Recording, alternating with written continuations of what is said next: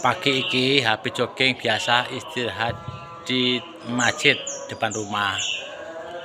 Iki ada teman, ya ada teman. Ini nyapa ngalamun ya? Anu pelemku lho bro, akeh benalune arep tak semprot buah. Kok iki wektune kan gak ora ono. Gitu. Yo lain hari Kok ae. semprot buah apa cabe? Yo tinggo ben akeh hasile to. Ben rugi. Oh ngono. Iya. Iya, tapi kok semprot racun apa ya? Utuh siji ben buahe ben akeh. Saiki modele ngono kuwi. Wis pelem iki to? Iya. Oh iki to. Iki kan waku kuwi. Oh. Masjid kuwi. Iya.